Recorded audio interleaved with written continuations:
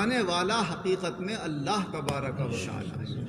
اسی لیے جب ہم قرآن عظیم کے سب سے پہلے جملے کو اپنی زبان سے ادا کرتے ہیں الحمدللہ رب العالمین، تمام تعریفیں اس اللہ کے لیے ہیں جو سارے عالموں کا پالنے والا ہے۔ تو رب عربی زبان کا جو لفظ ہے اس کے معنی ہے کسی شے کو آہستہ آہستہ عروج دینا، ترقی دینا اور اسے کمال پر پہنچانا، اسے پال کر بڑا کرنا۔ تو یہ پال کر اللہ تعالیٰ آہستہ آہستہ ہر چیز کو بڑا کرتا ہے، جسموں کو بھی بڑا کرتا ہے، اسی طرح جو روحانی مقامات ہیں ان کے اندر بھی آہستہ آہستہ وہ ترقی عطا فرماتا ہے۔ اس تمہید کے بعد حضرت خواجہ معین الدین چشتی اجمیری رحمۃ اللہ علیہ جو سلطان الہند بن گئے، غریب نواز بن گئے، سید الاولیاء بن گئے، اولیاء کے اپنے زمانوں کے سردار بن گئے، اور حضرت غوث اعظم شیخ عبد القادر جیلانی رحمۃ اللہ علیہ کی بشارت کے مطابق کہ یہ شخص اپنے زمانے کا تمام لوگوں کا مقتدا اور پیشوا بنے گا، تو مقتدا اور پیشوا بنے گا، تو وہ بشارت تو مل گئی کہ اللہ نے وہ مرتبہ اور مقام رکھا تھا ان کے لیے، مگر اس مقام تک پہنچنے کے لیے تدریجی طور سے جو انہوں نے عروج حاصل کیے وہ اللہ تبارک و تعالیٰ نے اس طرح ظاہر فرمائے کہ جب آپ سنجر کے اندر پیدا ہوئے، 4-5 سال کی عمر مبارک ہوئی تو وہیں کے چھوٹے چھوٹے مدرسوں میں آپ نے علم حاصل کیا۔ پھر آپ بخارا اور سمرقند تشریف لے گئے، روس کے علاقے میں آپ پیدا ہوئے تھے، اور روس کے ہی علاقوں میں آپ یہ اس زمانے کے بڑے بڑے مدرسے تھے۔ حضرت شیخ حسام الدین رحمۃ اللہ علیہ تو بخارا کے اپنے وقت کے بہت بڑے عالم تھے، ان سے وہاں علم دین حاصل کیا۔ پھر وہاں سے آپ سفر کرتے ہوئے سمرقند تشریف لائے، وہاں پر شیخ شرف الدین رحمۃ اللہ علیہ سے علم دین حاصل کیا، علم دین بھی حاصل کرتے رہے اور ساتھ ساتھ قرآن عظیم کی بھی تکمیل کرتے رہے۔ اللہ تعالیٰ نے آپ کو حافظ قرآن اور قاری قرآن بھی بنایا اور عالم دین بھی بنایا۔ ابھی آپ علوم دینیہ میں بھی مکمل کمال حاصل نہیں کر پائے تھے کہ طرح طرح کے فتنے اور فسادات، ہلاکو خاں اور چنگیز خاں اور کن کن کے بغداد پہ اور روس پہ حملے شروع ہو گئے، اور طرح طرح کی تکلیفوں اور پریشانیوں کا جب سامنا ہوا تو پھر آپ اپنے گھر سنجر تشریف لے آئے۔ آپ کے والد محترم سید غیاث الدین رحمۃ اللہ علیہ کا وصال ہو گیا، گھر کی ذمہ داریاں آپ پر آ گئی، بھائیوں میں جائیداد اور میراث آپس میں تقسیم ہو گئی، آپ کے حصے میں ایک باغ اور ایک پنچکی آئی۔ اس زمانے میں جو پانی سے چکی چلا کرتی تھی آٹا پیسنے کی، آپ اپنے باغ کی دیکھ بھال کرتے رہے، پنچکی سے لوگوں کا خدمت انجام دیتے رہے، آٹا وغیرہ پیسنے کی اور اپنے گھر وغیرہ کا، اور اس کے ساتھ ساتھ اللہ کی یاد اور اللہ کے ذکر میں بھی لگے رہے۔ اب ترقی کی صورت یہاں سے بنتی ہے، جب آپ کی عمر مبارک تقریباً 18 سال کی ہو گئی تو ایک دن آپ کے باغ میں اس زمانے کے جو مجذوبوں کے سردار تھے، جذبی کیفیت رکھنے والے جو ولی ہوتے ہیں، ان ولیوں کے وہ سردار تھے حضرت ابراہیم قندوزی رحمۃ اللہ علیہ۔ عجیب حالت تھی ان کی، عجیب کیفیت تھی، دیوانوں کی طرح، مستانوں کی طرح جھومتے پھرتے تھے۔ ایک دن حضرت غوث اعظم شیخ عبد القادر جیلانی رحمۃ اللہ علیہ نے یہ چاہا کہ اس شخص سے میں بہت زمانے سے ارادہ کر رہا ہوں کہ ایک رات اس کے ساتھ گزار لوں، مگر موقع ہی نہیں دیتا۔ تو ایک دن ایک مسجد میں اتفاق ہو گیا رات گزارنے کا دونوں حضرات۔ تو حضرت یہ جانتے تھے کہ یا تو یہ شخص کھاتا ہی نہیں ہے، تو 10 دن تک، مہینوں تک کھاتا ہی نہیں ہے، اور جب یہ کھانا شروع کرتا ہے تو پھر اسے کوئی روک نہیں سکتا۔ تو حضرت نے بہت ڈھیر سارے کھانے کا انتظام کیا کہ میں کھانے کی دعوت دوں گا انہیں، اور پتہ نہیں کتنا کھائیں گے۔ جتنا بھی انتظام کر کے لاگا حضرت ہمارے ساتھ کھانا کھا لیں گے، کہتا ہوا کھا لیں گے، بٹھا۔ جب کھانا کھانے بیٹھے تو جتنا کھانا تھا سب کھا لیا۔ کیا کھانا کھلایا تو نے؟ دعوت کائے کے لیے کری تھی جب تیرے پاس کھانے کو نہیں تھا؟ اور یہ کہہ کے کہا تو لیٹ جا، میں کھانا کھا کے آتا ہوں ابھی۔ گئے اور جا کر ایک موٹا سا پتھر اٹھا کے لایا اور کھڑے ہو گئے غوث پاک کے سرانے۔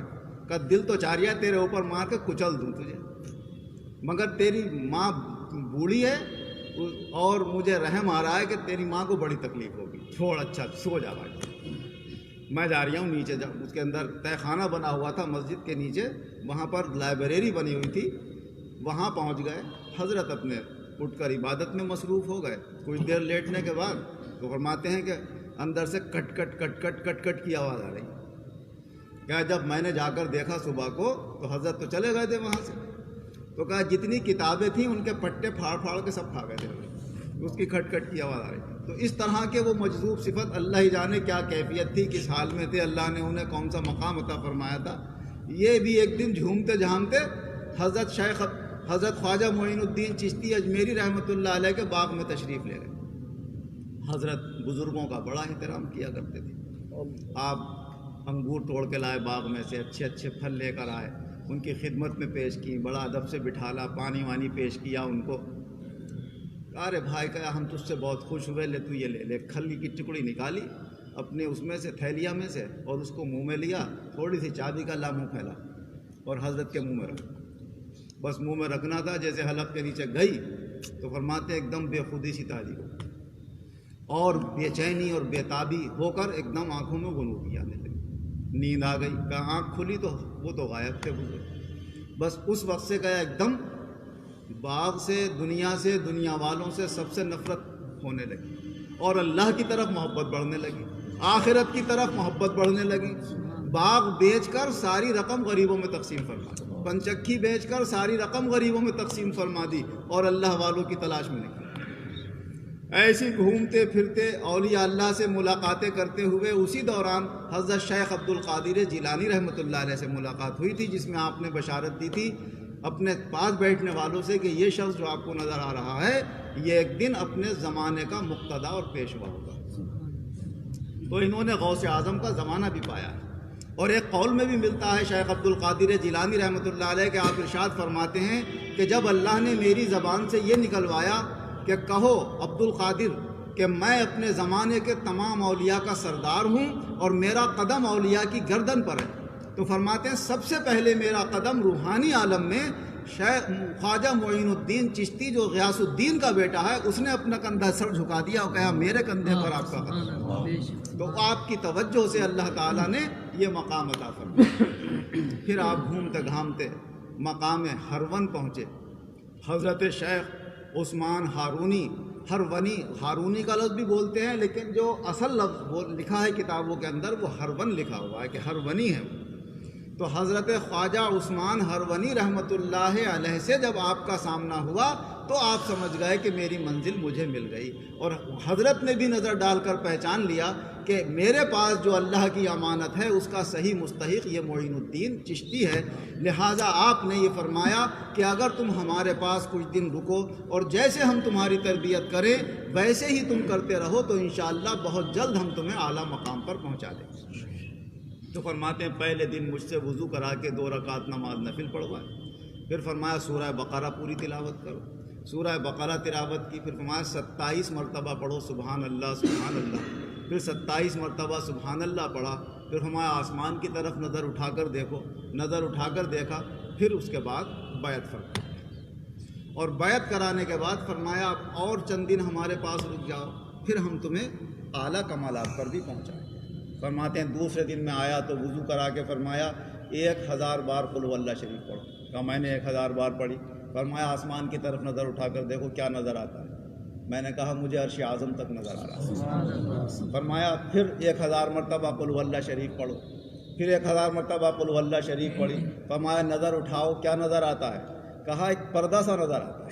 تو ابھی اللہ تک پہنچ گئے ہیں مگر اللہ کے بیچ میں حجاب تک نظر پہنچی ہے.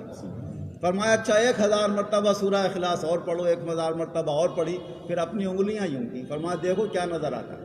فرمایا 18000 عالم میری نگاہوں کے سامنے. تو یہ اتنی جلدی ترقی کرا دی, اور پھر بھی تقریباً 2.5-3 سال اپنے پاس رکھ کر اور اپنی کامل خلافت سے نواز کر اپنا خلیفہ اعظم آپ کو مقرر فرمایا. اور پھر جب حج کے لیے خواجہ صاحب تشریف لے گئے تو وہاں سے حضور نبی اکرم صلی اللہ علیہ وسلم نے بشارت فرمائی کہ تمہارا جو اللہ تبارک و تعالیٰ نے صحیح مقام رکھا ہے وہ ہندوستان ہے, وہاں جا کر تم اللہ کے بندوں کو دین کی تبلیغ کرو. تو حضرت خواجہ صاحب جب ہندوستان تشریف لائے تو سب سے پہلے اس مقام پر آ کر بیٹھے پیپل کے پیڑ کے نیچے جہاں پر راجہ پرتھوی راج کے اونٹ بیٹھا کرتے تھے. یہ تھے اور ان کے ساتھ 2-3 لوگ اور تھے. وہ جن کی اولادیں آج خدمت کر رہی ہیں وہاں پر, ان کے وہ بزرگ بھی ساتھ میں تھے. آپ جب ان کو بیٹھے ہوئے دیکھا راجہ کے آدمیوں نے آ کر صبح کو, تو کہا ارے بھائی تم یہاں کیسے بیٹھے ہو؟ یہاں تو ہمارے راجہ کے اونٹ بیٹھتے ہیں, جاؤ یہاں سے کام کرو. کہا اچھا جا رہے ہیں, تمہارے راجہ کے اونٹ ہی بیٹھیں گے یہاں پر. یہ کہہ کر چلے گئے وہاں سے۔ جب وہ وہاں سے اونٹوں کو انہوں نے اٹھانا چاہا تو اٹھنے کو تیار، بتیری کوشش کر رہے ہیں مگر اونٹ نہیں اٹھتے۔ بہت کوشش کی، راجا سے جا کر کہا تو کہا بھائی کیا معاملہ کا، ایسے ایک فقیر بیٹھا ہوا تھا، ہم نے اس سے یہ کہا کہ ہٹ یہاں سے، راجا کے اونٹ بیٹھیں گے، اس نے کہا راجا کے اونٹ ہی بیٹھیں گے یہاں پر۔ کہا بھائی جاؤ اس سے جا کے معافی مانگو، بلاؤ اسے۔ تو پھر ان سے جب معافی مانگی تو آپ نے معاف کر دیا اور کہا جاؤ تمہارے اونٹ اٹھ کر کھڑے ہو گئے۔ جب وہ لوگ آئے تو اونٹ اٹھ کر کھڑے ہو گئے۔ یہ اللہ تبارک و تعالیٰ نے عجیب آپ کو کمال عطا فرمایا تھا، اور کمال کیوں نہ ملے، آپ بھی اللہ کے ذات و صفات میں اپنے مرشد کے واسطے سے ایسے فنا تھے کہ بہت کم ایسے لوگ ہوتے ہیں جو اس طرح سے فنا ہو جاتے ہیں، ورنہ اچھی باتیں نظر آتی ہیں تو ہر ایک محبت کرتا ہے، اور ذرا سی بری بات نظر آ جائے تو آدمی چھوڑ کے بھاگ جاتا ہے، ارے یار ہم تو ایسا سمجھتے تھے ہی نہیں، یہ تو ایسے نکلے۔ مگر وہاں تو ایسی باتیں سامنے انہوں نے دکھائیں کہ ہر بات کو گوارا کر لیا۔ جیسے کہ حضرت خواجہ عثمان ہارونی رحمۃ اللہ علیہ نے جب یہ دیکھا کہ لوگ کچھ دنیا داروں کی بھی بھیڑ میرے پاس لگنے لگی، کچھ تو اللہ کے متلاشی ہیں، کچھ دنیا کے متلاشی ہیں، میرے عبادت میں فرق آ رہا ہے، میرے ذکر و چلوں میں فرق آ رہا ہے، تو حضرت وہاں سے اٹھ کر چل دیے۔ کچھ آپ کے چاہنے والے بھی پیچھے چل دیے، اس میں خواجہ معین الدین چشتی اجمیری رحمۃ اللہ علیہ بھی پیچھے ہیں، اور بھی لوگ پیچھے چلے جا رہے ہیں 10 کلومیٹر 20 کلومیٹر، لوگ تھکتے گئے واپس ہوتے چلے گئے، بس چند ہی لوگ رہ گئے آپ کے پیچھے۔ آپ نے مڑ کے دیکھا اب بھی کافی لوگ ہیں۔ ایک مندر دکھا سامنے، آپ نے وہاں سیڑھیوں پہ جوتے اتارے اور مندر میں داخل ہو گئے اور ایک مورتی کے سامنے جا کے بیٹھے۔ جب لوگوں نے جھانک کے دیکھا، ارے کہا یار ہمارا پیر تو گمراہ ہو گیا بھیا، چلو یہاں سے، یہ تو مورتی کے سامنے جا کر بیٹھ گئے۔ خواجہ صاحب نے نہ جھانکا نہ دیکھا، جوتیاں پکڑے بیٹھے ہیں مندر کے سیڑھیوں کے اوپر۔ جب 1 دن 2 دن یا 3 دن گزرے اور سب چلے گئے تو آپ نے سوچا اب تو کوئی رکا ہی نہیں ہوگا، جو اپنا واقعی ہوگا وہی رکا ہوگا۔ جب باہر دیکھا آ کر سیڑھیوں پہ تو اکیلے خواجہ صاحب بیٹھے ہوئے، باقی سب لوگ چلے گئے۔ ارے معین الدین کہاں گئے سب لوگ؟ کہا صاحب سب چلے گئے، کہتے ہمارا پیر گمراہ ہو گیا، مورتی کے سامنے بیٹھا ہوا ہے وہ، تو ہم تو اس کو اللہ والا سمجھتے تھے اور اللہ کا ولی سمجھ کر ہم تو اس کے مرید ہوئے تھے، ہمیں کیا پتا تھا کہ یہ تو ہمیں اس برائی کی طرف لے کر آئے گا، گمراہی کی طرف لے کر جا رہا ہے۔ ارے تو معین الدین تم کیوں نہیں گئے بھائی؟ کہا ہم نے تو اپنے پیر کی ذات کو چاہا ہے، ہمیں صفت سے کوئی مطلب نہیں، اور ذات جب ہمیں چاہیے تو اب پیر کہیں بھی جائے ہم تو پیر کے پیچھے ہیں۔ بس اٹھا کر اپنے سینے سے لگا لیا، اور جو نعمتیں دینا تھیں اور اس سے اعلیٰ وہ بھی آپ کو عطا فرما دی اور کامل بنا دیا۔